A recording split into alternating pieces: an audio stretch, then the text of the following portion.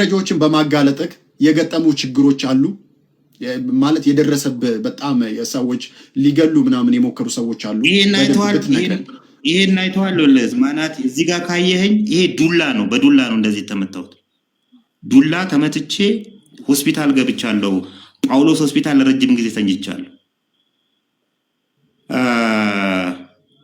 የተለያዩ ጉዳያቶች ይደርሰውብኛል ጉዳቶቹ የመጡት ግን በመፍራት ሂደት ውስጥ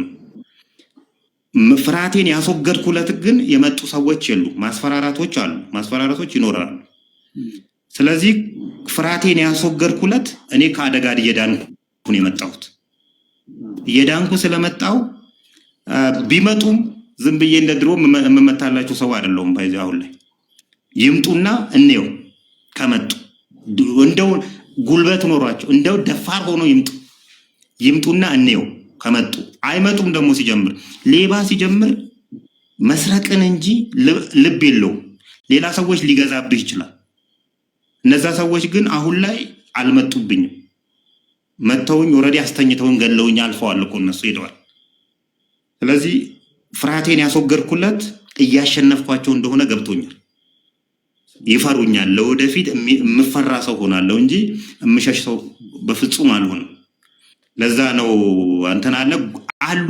ማስፈራራቶች አሉ እንገላለን የሚል ሰው አለ ይምጣና እንየዋ ይግደልኝና እናየዋለን ከዛ በኋላ ስለዚህ ጥንቃቄ ያስፈልጋል ፍራቻ ግን በፍጹም አያስፈልግም በዚህ አጋጣሚ ግን የተለያዩ መንግስት አካላት እንትና ለምሳሌ ጸረ ሙስና ኮሚሽን የሚባለው መስሪያ ቤት የፌደራል ፖሊስ የፍትህ ሚኒስተር የህዝብ እንባ ጠባቂ ተቋም የሸማቾች ጥበቃ ባለስልጣን የሚባሉት መስሪያ ቤቶች የመጡ አሉ ወደኔ አብረን እንስራ የሚል የመጡ አካላት አሉ በሄድባቸው ደግሞ እምቢሚሉኝ አይመስልኝም ስለዚህ ከሄድኩባቸው ጥሩ እንትን አገኛለሁ የሚል እንትን አለኝ እየሰራውም ያለ አብሬ እየሰራዋቸው ያሉ አካላት አሉ ለወደፊትም ደግሞ ከፖለቲካ በጸዳ መንገድ የሚቀርቡን ከሆነ ከብሔር ከሃይማኖት ከጽንፈኝነት የጸዳ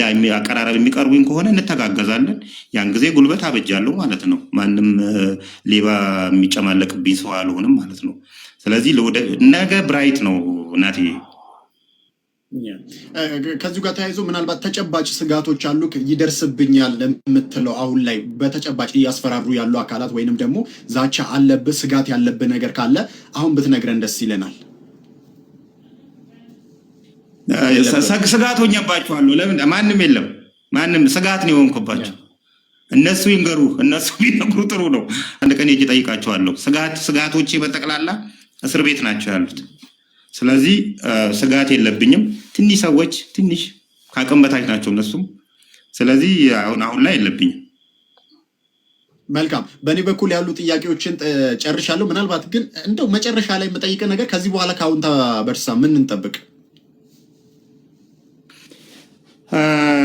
ይህን ስራ አጠናክሬ መቀጠል ፈልጋለሁ አጠናክሬ መቀጠል ስፈልግ ግን የሚይዙኝ ነገሮች አሉ የሚይዙኝ ነገሮች ምንድነው መሰለ ተንቀሳቅሰ መረጃን ማግኘት ማስረጃ ማሰባሰብ ሂደቶች ላይ የኢኮኖሚ ችግሮች ይኖራሉ የኢኮኖሚ ችግሮች ከተፈቱልኝ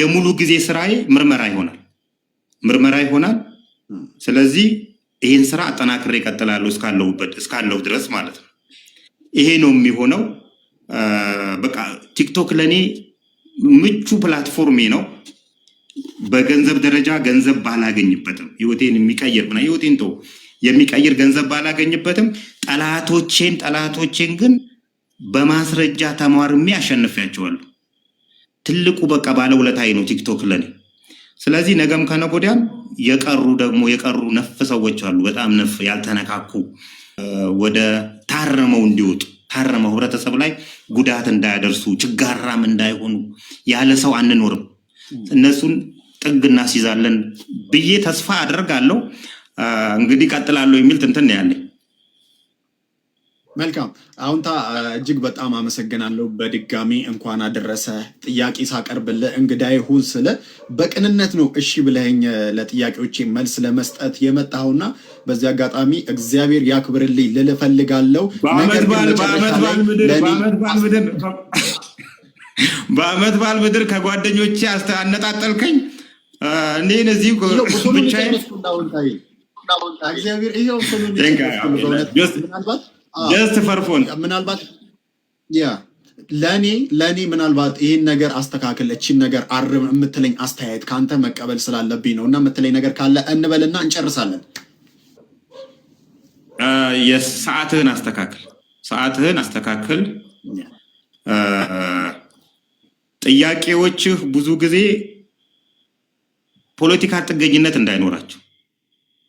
ፖለቲካል ጥገኝነት ስልህ በቀደም አስተያየት ሰጥህ ነበር። እናንተ ለምሳሌ ዜና ትሰራላችሁ። ዜና የምትሰሩት ማስተላለፍ ነው። ከሆነ የዜና ምንጭ ላይ ለሆነ ሰው ታስተላልፋላችሁ። ምንም ቫሊዩ አድ የምታረጉበት ነገር የለም። መሀል ላይ ቫሊዩ አድ ብታረጉበት መተንተን ያ ዜና ሀገርን ከመጥቀምና ከመጉዳት አንጻር ምን አይነት እንትን ይኖረዋል፣ አንድምታ ይኖረዋል የሚለውን ብታዩት።